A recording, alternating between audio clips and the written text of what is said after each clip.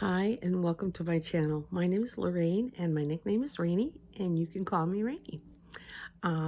If you're new to my channel, thanks for stopping by. And if you are returning, thank you very much for coming back. Today's video is the first in a two-part, how to paint a winter landscape in watercolor. At least it's the way I paint a winter landscape in watercolor. I love the winter landscape. It's to me, it's exciting and filled with color.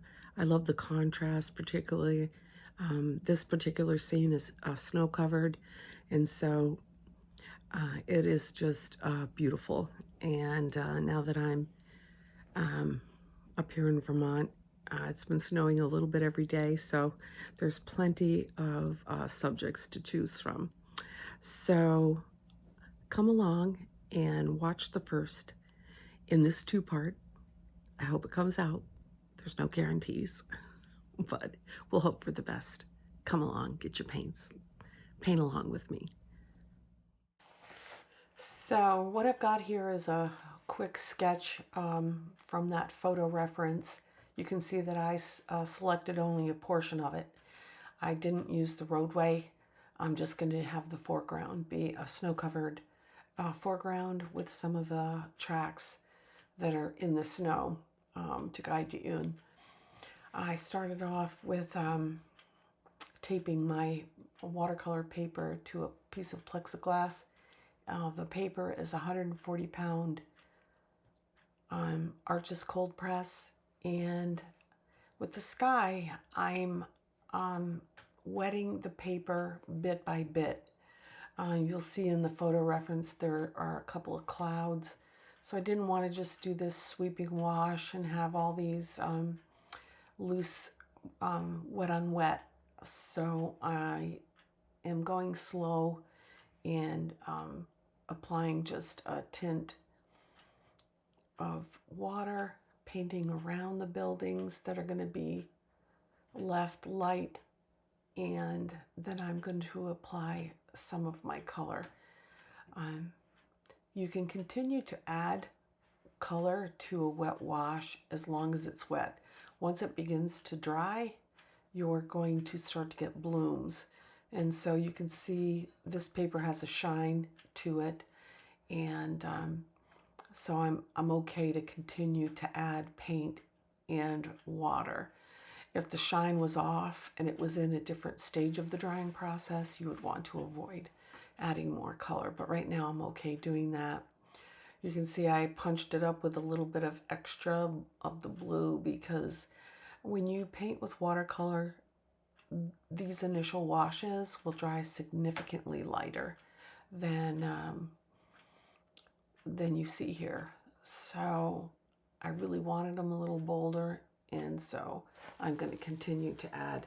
At some point though, you have to just stop. If you keep fooling around with it, you're going to end up in a little bit of trouble with those blooms, like I said.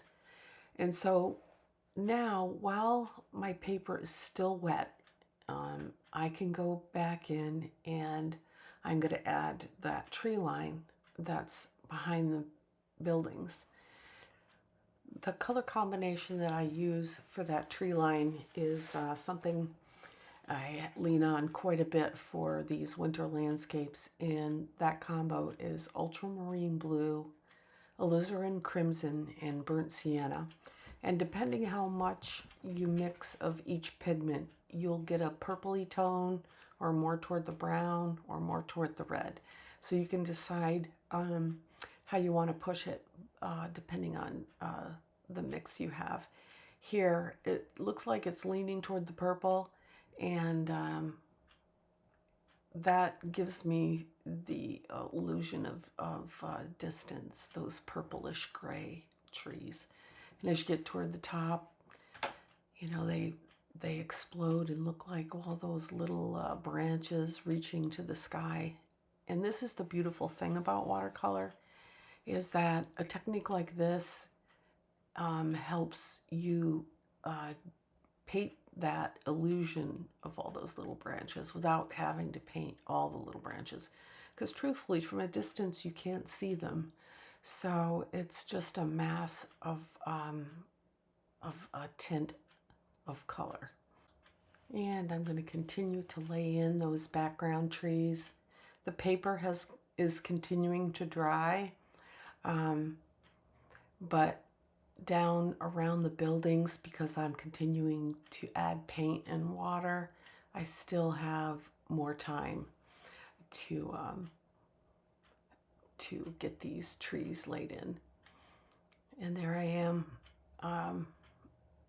going around that barn, and as you get near the top, you can see the paper's still quite wet, and it's just the perfect timing for laying in those trees.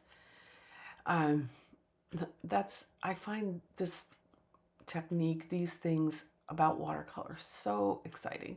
Watercolor can be frustrating at times, but once you discover these techniques, and you decide, you're going to use them and how you're going to use them, it can be quite fun. So the base of most of my paintings start with whatever watercolor will do for me, in a beautiful way like this. And then as I move forward toward the more finished parts of the painting, I paint more controlled, which is to say that I'll paint with paint on dry paper instead of all of these controlled washes that can be sometimes very challenging.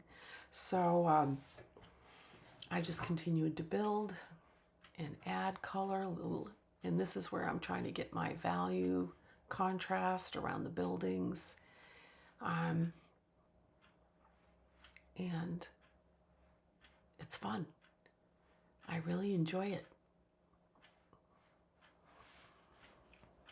The one thing that I would like to mention is that when you have a photo reference, you don't have to copy it as if it were a photo.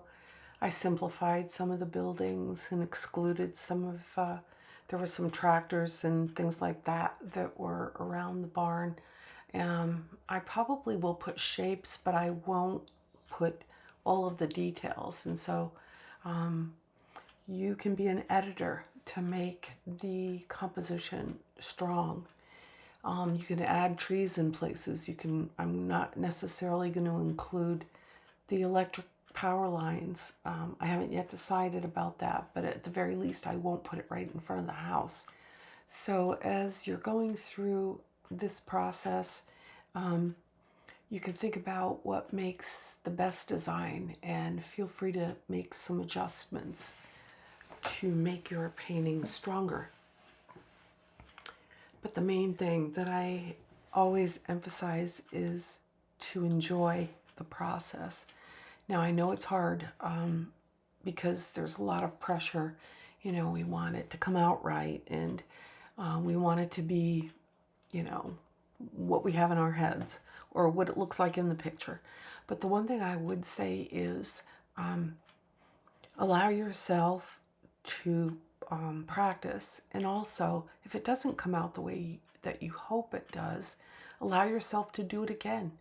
And I can assure you that the second time, you will have learned things that you will take and make your painting ultimately better.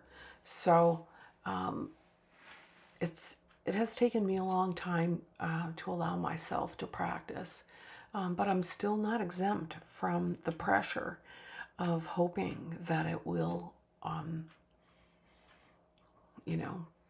be a good painting, something that I'm pleased with. You can see on the left, I made those little strokes of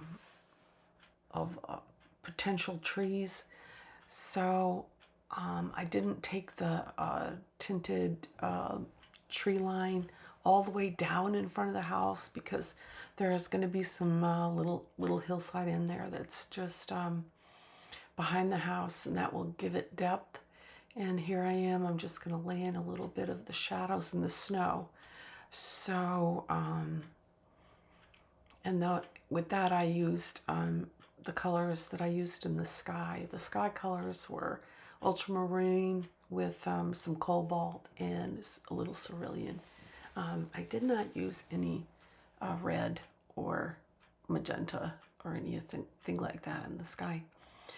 And these shadows in the snow are just wet paint on dry paper.